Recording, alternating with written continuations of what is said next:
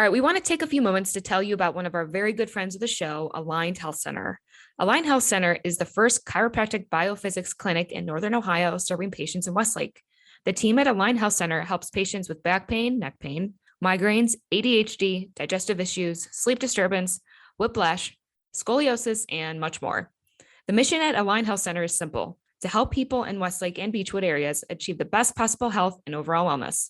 They know what it's like to have constant neck and back pain. It's no fun, and they are here to help. And as a special offer for the Oranges Oranger listeners, it's you guys, Aligned Health Center is offering a free exam to our incredible fans. That's right, free exam at no cost just for you. So give Aligned Health Center a call at 440-230-6865 or visit their website at alignedhealthcenters.com to make an appointment and to learn more about how Aligned Health Center can help you. Make sure you mention Oranger at checkout to receive the free offer. Again, that's 440-230-6865 or visit alignedhealthcenters.com. Part of the Press Play Podcast Network.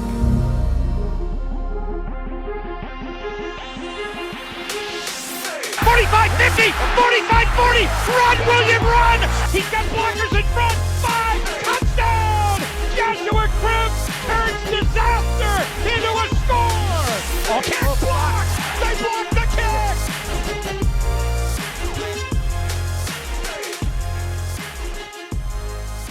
Well, welcome into the Oranges Oranger Cleveland Browns podcast. I'm Holly Wetzel. He is Tyvis Powell, and it's another victory edition of the Oranges Oranger, coming off a big Thursday night football win against our nemesis, those Pittsburgh Steelers. Tyvis, you know what really drives me crazy?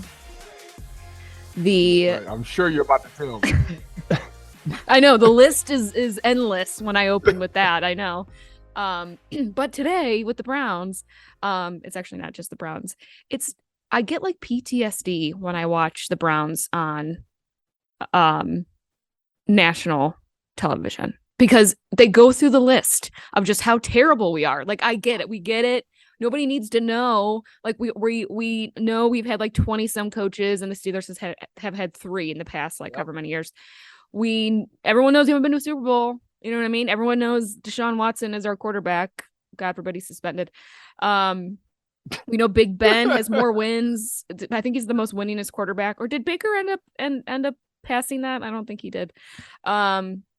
It's just annoying. I'm watching that on Thursday night. I don't need to hear it.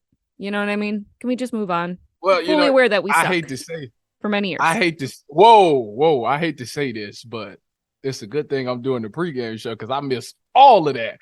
Yeah, I mean, I don't know. It's a different day and age now. So, they say all of that, but then they say, but the Browns as of lately is this, and this. So, yeah, they give the history and all that, and it's not great, but, it's a good thing that we're trending upwards, and that's all that I really care about. I'm not here about the past. I'm here about present and future.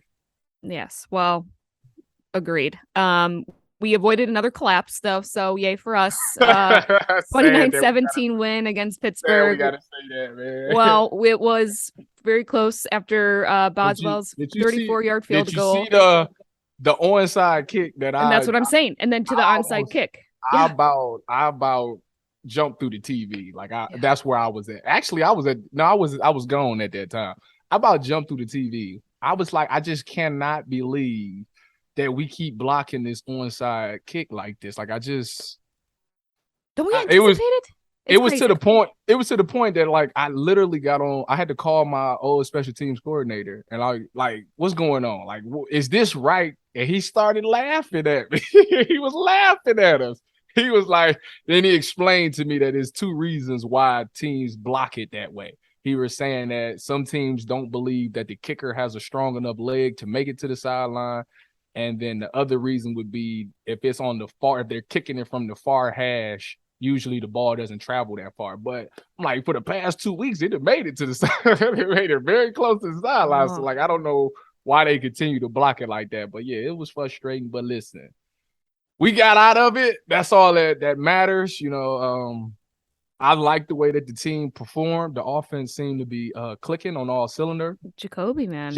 Man, David Njoku showed why he got paid. Finally got his game. Yep. Mm-hmm. Yeah, if he continued to play like that, man, the sky's the limit for this offense because that rushing attack is brutal. That 1-2 punch is mean, and I think it's doing a great job of really clearing up the picture for Jacoby Brissett. I mean, some of the reads he doesn't have to worry about because the box is so stacked that he can make those reads and know exactly where to go with the football pre-snap alignment. So I think Kevin Stefanski is actually doing an incredible job of calling plays. He has it pretty balanced. He's not asking Jacoby Brissett to do too much. And he's playing within himself, and everybody on that offense and everybody on that team, and even in the city, is behind Jacoby Brissett. I mean, it hasn't been since Baker came that it was where a whole city was behind a quarterback like this. So it's nice to see that. It is. And speaking of a great rushing attack, the Atlanta Falcons we have coming up here, and they had a great rushing attack game last week. And to talk about the Atlanta Falcons, we have Mr. Will McFadden here. Will, welcome in. You are a writer at the Falcoholic. Is that correct?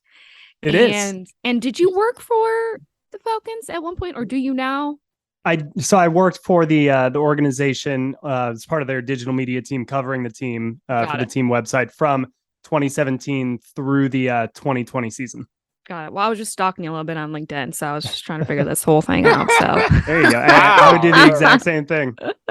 Well, welcome. I'm so happy you're here because I think this will be the first time we've faced the Falcons since 2018. So going to be a good matchup this weekend. So actually, I have to tell you this, Will. I went to, and Tyvis, you too. I went to an 8th grade football game, TOiO football game this past weekend. Why? And they were they were the Falcons. The St. Rita Falcons. Oh, that's nice. And they had a big win. So I have to shout them out. Okay. They had a big win. And so I did not, first of all, the announcer for the other team, it was like considered an away game. This is crazy to me. The announcer for the other team was only announcing for when the home team would do anything, score, all of it. There was like literally the away team, St. Rita, scored and the announcer didn't say anything. I'm like, how is this possible? Did you get away with this in TOiO? That's a home field advantage. Yeah, that's what I'm saying. That's how. So if the home announcer is only supposed to be like enthusiastic for the home team. No, but not even announcing like St. Rita. Good. Touchdown. It's a silent treatment. That's devastating. You're not supposed to acknowledge them. This is 8th grade. What is more devastating to an 8th grader than just like the silent treatment? Go down to their level. That's what you got to do. Be immature. I respect it. Man, I do too. I hate to say it. Listen, it's tough love out here. They get the kids prepared. I respect it. And field goals, by the way, are worth 2 points because they're harder. Didn't know that. Didn't know that either. Yeah. Why is that? Because they're harder at that age, I guess. Shouldn't that make them worth more points? Well, I agree. Well, true. True. He stumped you. Damn, Will. Oh, just got on here. Can just give us a break. Oh, man. All right. Anyway, so I had to shout out the St. Rita Falcons for big win. Why were you there? I was visiting a friend at the game who was a coach. Early scouting of the Falcons. I like it. I appreciate the dedication. Well, the Falcons are 2-0 now on this podcast. Yeah. Well, my point was actually funny you bring that up. Well, I was going to say at the end that the Falcons already won this week, so there we go. We're good. But anyways, I'm glad to have you here. I saw, Will, that. And I'm glad that the Browns are not the only ones that you, the team had a closed door players only meeting situation this past week. I mean, the Browns did last week. So I'm glad that we're not the only ones that are having these discussions. What happened? Yeah. Well, I think it's come out a little bit since then that this wasn't so much closed doors. It was kind of like just an airing of the room. So I Bleav the coaches were present here, but it was an opportunity for the leaders on the team because they were out on the West Coast for 2 straight weeks. So they played the Rams in week 2, and then they just decided, hey, we're going kick it West Coast style for another week, go up to Seattle. They practice at the University of Washington all week long. And kind of an early trip like that can be a real bonding experience for a team. These are all professionals, right? Like they're not in college, all in dorms together. Like at the end of the day, they go home to their families. They live different lives. They may not always hang out all the time off the field. And so I think that this kind of coming right off training camp gave them a week to really gel, to really kind of connect. And then you see the impact that has when they're willing to speak up, willing to be open. Cordarrelle Patterson flat out basically said, I will not come home with a loss. My family will not allow me to come home after being away from them all week and then losing this game. So kind of it just gave everybody a sense of urgency, I think, and connectedness. And when you get that combination, you can see a pretty complete team win like they had on Sunday. And it's something that they've hinted at through their first two games, but we saw it, there were some negatives as well, but for the most part, we saw pretty solid play across the board for the first time this season. What is it when you look at this Falcons team offensively stack up against this Browns defense? What is some of the X factors and some of the key matchups that you look at that you think the Falcons can and should take advantage of? Yeah, so that's funny because as I was going and rewatching the all 22 from the Browns Jets game, because similar offenses is what I was. It's the LaFleur connection to the Arthur Smith purely for that reason. But I made a little bit of a note because it looked like it a couple of times when maybe in a cover 4 scenario. And again, I could be wrong about that. I don't know the coverage, but it looked like that's what they were playing. And I made a note, number 23, Martin Emerson, looks like he could be had on a double move because he likes to sit on those short routes. And while everybody was kind of getting deep and protecting their deep quarter, he was only backing up inches. And I think that if you underestimate a player like Drake London, I don't think there's a chance they underestimate Kyle Pitts.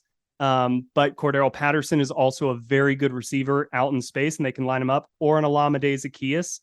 Easy to overlook these guys. And if they do, I think the Falcons have a chance to actually attack Cleveland through the air, which you come into this matchup, right? And you see Nick Chubb, the leading rusher in the NFL, Cordarrelle Patterson, who has just been electric through the first 3 weeks. And you say, these teams are just going to absolutely rock'em sock'em robot on the ground and just pound it all game long. I think that Arthur Smith might come into this with a little bit of creativity, just like I think Kevin Stefanski might as well, which we could see a few more fireworks in this game than it might look like on the surface. So I would say the passing attack for Atlanta could be an X factor. Awesome. Well, I'm sure you've heard about the Myles Garrett news, clearly. Yeah. Came out at least that he is just some bumps and bruises. Thank God. Nothing broken, nothing major. I doubt he plays this weekend. I don't know how or why it would even make sense. How does that change with Atlanta now if he is not going to be in? Well, I think, and yeah, I saw, what was it, a shoulder sprain and a bicep strain and one laceration or something, which, thoughts out to him, even though, competitors this week, first and foremost, glad that it's not much more severe than this. And by and large, we hope he gets better soon, just in time for Sunday. That's going to make Atlanta's job so much easier. And I think that Atlanta has actually been very creative with some of their pass protection.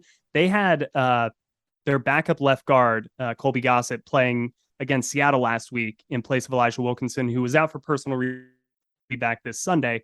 But in a pure drop back kind of play action sense, they almost ran him like they would for a counter, and he the left end all the way on the right side of the pocket and set the pocket in a totally different direction. And I think that speaks to Arthur Smith activity and getting these offensive linemen in leverage situations that really benefits them. But when you don't have to dedicate multiple guys to somebody like Myles Garrett, it allows the player like Kyle Pitts to be more of a weapon in the passing game, because we saw in the first 2 weeks when you play the Saints and the Rams, two really good defensive lines, they ran a lot of 2 receiver routes because they wanted to have 7-man protection. They wanted to leave either a back or a tight end or 2 tight ends in to really give Marcus Mariota some time. So not having Myles Garrett out there does make this, in a sense, a little bit more maybe of a pass happy league. And I have the most respect of Myles Garrett, for many of the young pass rushers in this league. Like, I think he's incredible. He's honestly like a reason there's a lot of talk, as there was forever in Cleveland, about should the Falcons just tank this season and should they go get, a great young quarterback at the number 1 spot. And Myles Garrett is a great example of why you don't necessarily always have to take that approach. A lot of players or a lot of teams like to swing on the top quarterback just because that's the most important position. And Myles Garrett's like really transformed this, I think, franchise as much as anybody over the last few years. And it sucks that he's not going to be out there, or it seems like he's not going to be out there. We obviously don't know, because I just love watching him play. Oh, I'm glad you brought up quarterback play, because it leads me right into the next question. Marcus Mariota, he's been there through 3 weeks. He's become the man. Y'all got rid of Matt Ryan, brought in Marcus Mariota, drafted Desmond Ridder, who I was actually pretty high on. How are you liking Marcus Mariota at the helm of his offense? I was so excited when you guys kind of started the show off talking about, Jacoby Brissett, who I think has played admirably so far through the first 3 weeks. I mean, that Steelers game, the dude is lights out on QB sneaks, and that's really impressive and always endearing to a quarterback. But I was thinking about him in relation to Marcus Mariota, because they've kind of gotten off to similar starts so far this year. They're fairly comparably efficient. They're fairly comparably productive through the air, similar touchdown to interception numbers. I think Marcus is more mobile, obviously, but people aren't totally high on Marcus Mariota here. I don't think they're ready to call for his head, but his play so far has done nothing to prevent those who maybe were more inclined to just want to get Desmond Ridder in there immediately. He's not won them over in any sense, but that's kind of, again, I think it comes down to narrative and how you perceive the quarterback situation. Marcus Mariota is replacing Matt Ryan. Matt Ryan's not coming back anytime soon. And he was handpicked by this coaching staff to come in here and be a starter, right? From day one, they've said he's our starter. So you draft a young guy to be behind him. You think about Cleveland's situation, obviously the starting situation will, it seems like totally be different at some point this season. I can't imagine Jacoby Brissett playing himself in to keep it, but who knows? I mean, maybe he will. Well, that's been the talk this week, actually, on some of the local. And Tyvis, I don't know if you listened, but there's been some talk about depending on. Well, I'm just saying, if they're like 9-2, 8-3, 200. I don't care. That's the expectations. I don't care if they 10-1. $230 million he's playing. You could bet your bottom dollar. Well, yeah, I agree, but it is.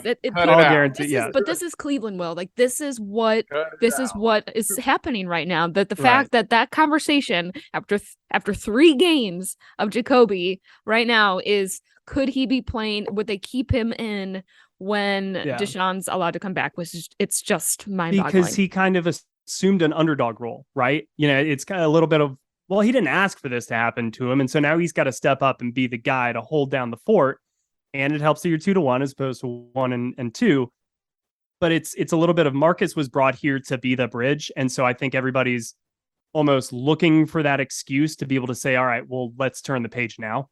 When I think he's played fine. I think he's brought an running element to this offense that has kept it ahead of schedule leading up to this past week. And I Bleav they're only down now like half a percentage point behind Buffalo, but the number of the percent of first down plays that result in at least 4 yards, they're the number 2 offense in the NFL. They have the most plays of at least 4 yards of any team in the NFL.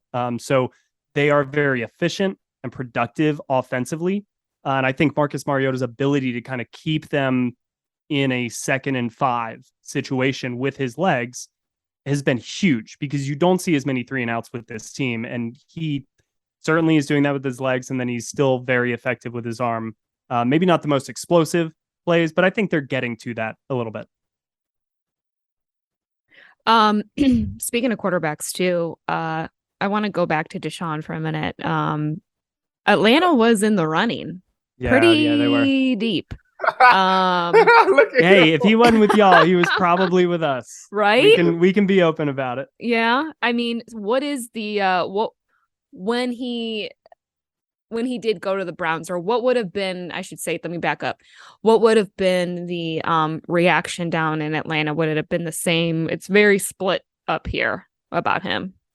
I think it's hard to imagine maybe outside Carolina there being a more split place than there would have been here in Atlanta, solely because Deshaun is from Atlanta and he Yeah. served as a ball boy with the Atlanta Falcons while he was in college or in high school. Maybe it was that bridge time. But I think that Arthur Blank thinks highly of Deshaun Watson as a person from that time. But yeah, it seems like he was potentially involved in, the team pursuing him. It was very odd. It seemed like at the last hour, they were that dark horse kind of team that came up at the last minute. And afterwards, Arthur Blank, that had they decided they were interested after meeting with him, that then they would have done kind of the due diligence of digging into the background and figuring out what was true and what wasn't. But that never really sat right, I think, with a lot of people because of the timing of it all. It's like they didn't do this right at the beginning of free agency or last year or whatever. This was kind of at the last hour and everybody was making bids, and it was reported that, a decision was coming sooner rather than later. And then all of a sudden we're hearing Atlanta is very heavily involved and trying to meet and do all this stuff. And so then for the answer to just kind of say, well, if we were then interested, we were going to do our homework, I think rubbed a lot of people the wrong way. So yeah, there's a very split reaction to this because there are people from Atlanta that recognize his talent and are saying, we don't really care. We want to win. And then there are the others that are saying, yeah, but not like this. Not to go from Michael Vick to then Matt Ryan to then Deshaun Watson would be a real sandwich of kind of weird ickiness at the quarterback spot. All right, well, I'm a defensive player, so let me talk some defense with you. I would be remiss if I didn't talk defense. There's two players on the Falcons defense that I have a ton of respect for. One, Grady Jarrett, and two, AJ Terrell. Now, I'm going to start with AJ Terrell because I really respect his game as a corner. Yeah. DB was my thing. When I look at him, I really like his game and what he's done in the few years that he's been in the league. I feel like he's really progressed every single season. Now, with that being said, I'm sure he's going to ask for that assignment on Amari Cooper. Do you think he can handle that? Because Amari Cooper, listen, if you ain't never, I'm going to let you know, if you ain't never win against Amari Cooper, the first time you see them routes, it's like, whoa, what is this? So do you think he can withstand him for 4 quarters? It's going to be a real test. And, it was funny because after, that first game, I saw kind of the quotes from Jacoby Brissett saying, I didn't realize how wide open Amari Cooper was, like on almost every play until we went back and watched the film. And it's like, oh yeah, he's wide open. I need to look at him more. I need to get him the ball. And we've seen the last 2 weeks what that looks like. And it's really fun to have Amari Cooper because I think people took him for granted a little bit when he was down there in Dallas. It's like we all knew that he was a number one when he was in Oakland. It was decided, cool, yep, this guy's a number one in the NFL. He goes to Dallas. That first year is amazing. And then everybody was like, cool, let's now talk about CeeDee Lamb or Michael Gallup or Zeke or Tony Pollard or whoever. It's really fun to appreciate him again here in Cleveland. AJ Terrell struggled a little bit. And I'll get to Grady Jarrett in a second because they're a little bit opposite here. Grady's off to an incredible start. AJ is still playing well on a down-to-down basis. Still really tight coverage. He's given up, kind of like in his first year, some completions that are this close. It's like he is playing it about as well as you can, and you just tip your hat. But he's also given up some touchdowns, 3 touchdowns, I believe, in his coverage in the red zone kind of goal line, just getting out muscled, which Amari Cooper can do. I'd be curious, though, because he does travel some, but he has not always traveled. And, they like to run those 3-by-1 sets in this offense with Kevin Stefanski. I wouldn't be surprised if they'll keep him somewhat more on the outside than bring him in. David Njoku on him in a jump ball situation, I could see Cleveland wanting to get to at some point, just because of the nature of the touchdowns AJ Terrell has given up have been a little bit jump ballish. that could be a matchup they work to, but Amari Cooper is certainly capable of that or that back shoulder. But Grady Jarrett has been, I think, the defensive MVP through 3 games for Atlanta. He's 2.5 sacks so far, a handful of tackles for losses, but it's not even the plays that he's making. It's that almost every single play he's 3 steps just behind the play. Like wherever he is on the field, whoever he has to run through, he's always near it. And it's really impressive on a down after down after down base. See the relentless with which he pursues the quarterback or the ball carrier. And Atlanta's defense has done a much better job with their run fits. Their run defense is actually better than their pass defense. And we all thought the secondary was going to be the strength of the defense this year, but it's been their run defense. And so this is going to be a real, what breaks first, the best rushing attack in the NFL or about an average run defense, which is much better than where and so we all feel great about it, but I think we'll know the answer on Sunday. All right. Well, speaking of Sunday, we are going to get some predictions. So we are going to take a quick break and we'll be right back. Hey, this is Chase Smith, and I'm here to tell you about our wonderful longtime friends over at Aligned Health Center. Did you know Aligned Health Center is the first and only chiropractic biophysics clinic in Northern Ohio? There is no other chiropractic clinic in the area that does what Aligned Health Center does. Let me tell you all about them. And I should know, I just went to them last month and they were incredible. From the welcome staff to the technicians and the doctors, it was an incredible experience, and I know you're going to enjoy your time there. Chiropractic biophysics is a technique that actually reshapes the spine and restores it to its original correct position. At most chiropractors you go in, you just get an adjustment and you're left with that short-term relief, but it's not actually fixing the underlying structural issues. But at Aligned Health Center, they actually aim to correct the structural issues and provide long-term relief to their patients. I'm talking about back pain, neck pain, migraines, ADHD, digestive issues, sleep disturbance, whiplash, scoliosis, and knee pain. Yes, that's right.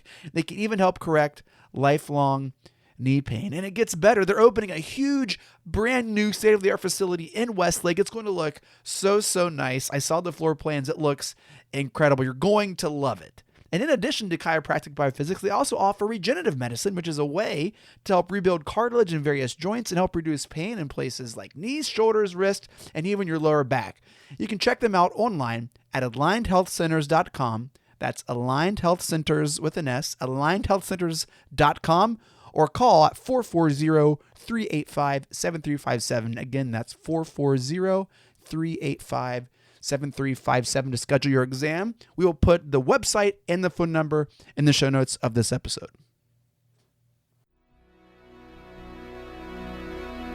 Hey everybody, it's Sam Amico from Cavs on the Break NBA podcast. Be sure to give us a listen for all your Cleveland Cavaliers recaps, analysis, breakdowns, draft talk, free agency. The list goes on and on. Give us a listen, Cavs on the Break NBA podcast. Looking for new insights on the Cleveland sports scene with a unique side of Cleveland sports history? Then you found the perfect podcast. I'm John Sable. And I'm Scott Sable, and we're hosts of the Sable Brothers on the Baseline podcast, a podcast about Cleveland sports, but not your typical podcast about the land's sports teams. Join us as we embark on a journey of sharing a unique and historical side of Cleveland sports history with the help of some former Cleveland sports stars and other historical figures. All right here on the Sable Brothers on the Baseline podcast, part of the Press Play Podcast Network. All right, we are back on the Orange is Oranger Cleveland Browns podcast with our special guest, Will McFadden. Will, by the way, I did not give you your social shout out. You're at Will McFadden on Twitter. It's great branding, you know. It is. Make it the same name, and you're kind of promoting me without even knowing it. And by the way, Will, you're wearing a Falcons polo. Like you're officially official for the podcast situation. I'm a fan. I have so many just random Falcon shirts in my closet that it's almost like a miracle when I'm not wearing something Falcons just because it was all free. But yeah, Did I you really grow up? appreciate it. Did you grow up a Falcons fan? I did, but I got a lot of this when I worked with the team that just had a budget for the digital team, and it was like, all right, first of the year, here's all the new equipment. So that's nice. When I played, every time I got cut, I got rid of all my stuff. I mean, if I Wasn't here in Atlanta a lot different just wearing a Falcon shirt out to in a Dallas like bar or go to the gym or something in workout gear. Like, yeah, that'd be different. But what is the Falcon fan base like, by the way? Like, I mean, super funny. We have the best sense of humor because we have just been kicked in the where so many times throughout our lives that all we can do at this point is laugh. When you're talking about the history of just kind of loss and misery, and you hate the Monday night or the Thursday night or the primetime game because it's just another opportunity for embarrassment. I mean, who's embarrassed themselves on a bigger stage than Atlanta, right? Yeah, and that's true. that was 2016, the same year LeBron wins it. Oh my God. So we were finally, honestly, we were a little bit, I think, glad for a while just to be recognized as one of the most unfortunate, like just kind of the people you feel sorry for. We just wanted that pity award, that place at the top of just the most miserable fan bases, because at least that would be some recognition of what we go through. No, but in all seriousness, it's insane because this is a very star-driven fan base. Mm-hmm. You've got Trae Young, you've got Ronald Acuna Jr., you had Julio Jones. Mm-hmm. Now it's probably AJ Terrell, though the Falcons are still kind of searching. I think Kyle Pitts. What am I talking about? Can't forget Kyle Pitts, but yeah, it's the fan base recognizes, I think, elite players, and we always cling to our elite players, maybe sometimes to the detriment of the overall team. But we know what a lot of Mm-hmm. highs, and then the biggest possible lows that you can imagine. Yeah, I mean, you're preaching to the sad choir of a Cleveland Browns fan over here. Well, I was curious about what the fan base was like in Atlanta. By the way, shout out, I spent a good chunk of time in Atlanta like a couple of years ago, like in the suburbs. I loved it. Yeah. Where about in the suburbs? I was out in oh God, no, you want me to name some and jog your memory? Name some. Marietta, Kennesaw, Roswell, Alpharetta. Roswell. Yep, Roswell. Alpharetta. Okay. Alpharetta was beautiful. Yes. That's where I'm from. I grew up in Roswell. Oh, really? Mm-hmm. And it was in the fall too. Like it was. Yeah. I loved it. Loved it down there. It was 72 degrees today outside. Blue skies. Leaves are just starting to turn. It's beautiful this time of year. And then in 2 weeks, it'll be 98 degrees for like another 2 weeks. And this is the fake fall that we talk about. But for right now, we get to enjoy it. Yeah, we get 4 seasons in a day up here. So allergy season at its finest.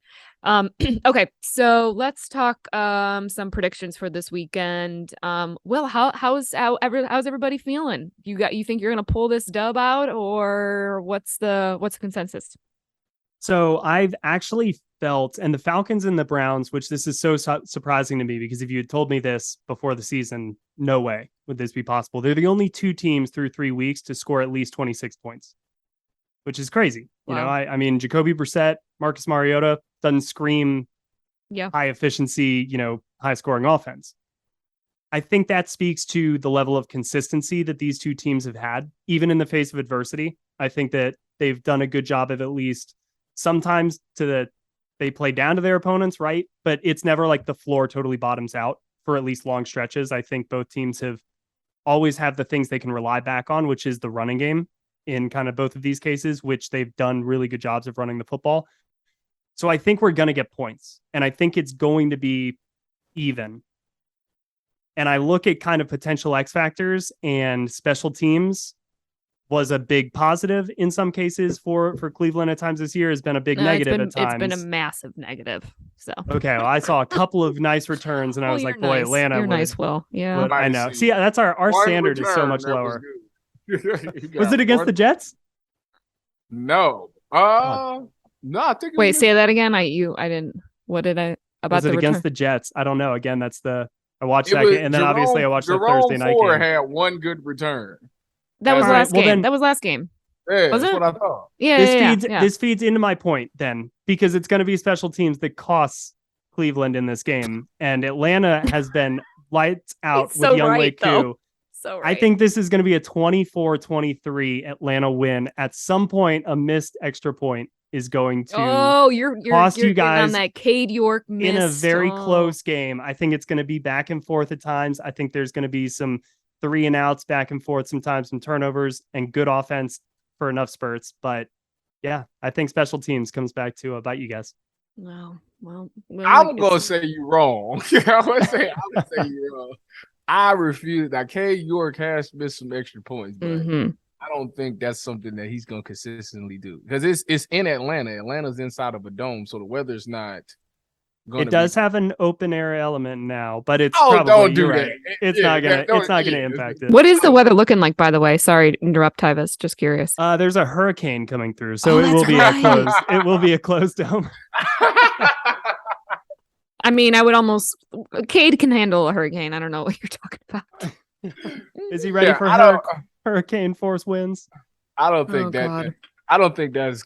You know what? I'm gonna let you know why special teams, because that special teams coach got up there this week and he just said, listen here, my job is at stake now. Y'all doing so bad that my job is on the line. So now he gonna coach like he's never coached before. He gonna overcoach some things.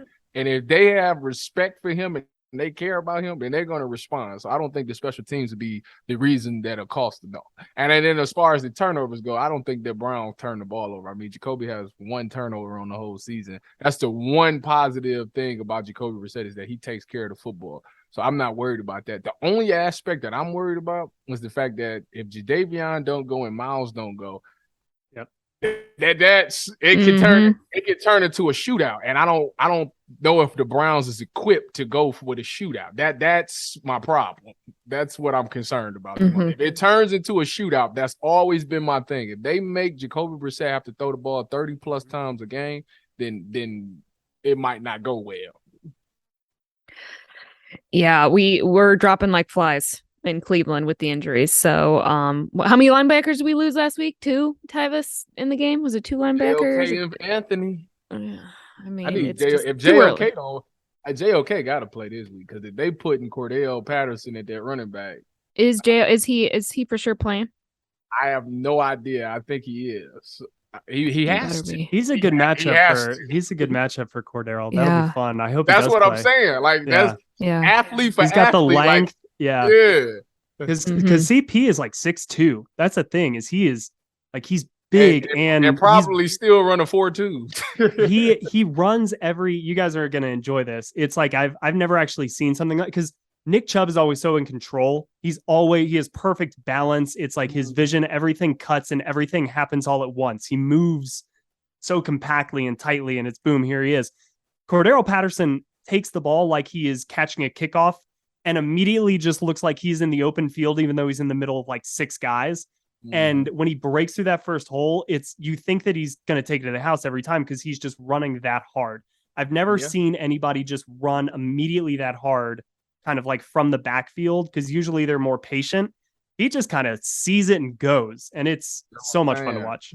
And if they scheme it correctly, like say if JOK, if a linebacker's on him, that's a mismatch, because we technically talking about a wide receiver on a linebacker, and anybody would take, any offensive coordinator would take that any day of the week. So that's one of my concerns, is how they're going to address him. My other concern is that Kyle Pitts. See, if Myles Garrett was playing, or even Jadeveon was playing, there's so much of a game record that Kyle Pitts has to stay in, chip, then release.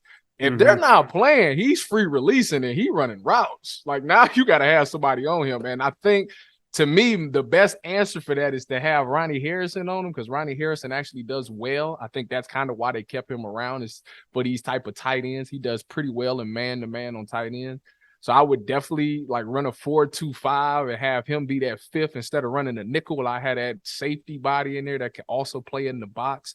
I think that would be a good idea with that, but I'm just a spectator. I'm not Joe Woods. If I was Joe Woods, if Joe Woods was listening to this, I'm giving you a really good game plan. I'm just, add it to the resume over there, Will. There you go. You're a really good game. There you go. All right. Well, what's your prediction, Tyvis? My prediction for this game: 24-14 Browns. Okay. All right. Not bad. I'm going 27-21 Brownies. I'm trying to get more creative with my predictions. I know it's you do this. So you're always like, every week it's going to be like 23-17, or it's going to be 27, 24. Usually And it's somewhere in them numbers. It usually is though. Yeah. I'm just trying to give some context to my totally out of left field 1 point difference. There is no, and that's the point. There is no context around the 1 point because that's usually, I mean, who would have ever been able to dream up what happened with the Browns and the Jets? I mean, fair. Yeah. You get some Nobody. weird stuff in September. Yeah, especially in the beginning of the season. That is for sure. Well, I'm excited. This is going to be a good matchup in Atlanta. Browns, Falcons on Sunday. Will, thanks so much for joining us today. I hope you're wrong in the nicest way. The So feeling's that mutual. we're on the same page. It's going to be a good matchup. So, all right. Thanks, Will. You can find Will on Twitter at Will McFadden and his writing at The Falcoholic. And anything else, Will, that you would like to plug? Bleav in Falcons with Ovi Mahaley Sunday nights, and then previewing each week's opponent on Thursdays. So we will have one with Noah Schaefer from the Dog Talk, I Bleav, and check that out on Thursday for more of a pregame for this matchup. Awesome. Great. But thank you, All right. guys. Thank you. All right. That does it for us on the Orange is Oranger Cleveland Browns podcast. I'm Holly. That's Tyvis. Taj, our producer. Again, thank you, Will. Like, subscribe, and leave a comment or, a rating, because we like to see how we're doing, and we like the feedback, negative or positive or whatever. So, all right. Thanks, guys. And Tyvis, I will let you again close it out because we won last week. Go Browns. Here we go, Brownies. Here we go. Dogs gotta eat, Holly. Dogs gotta eat.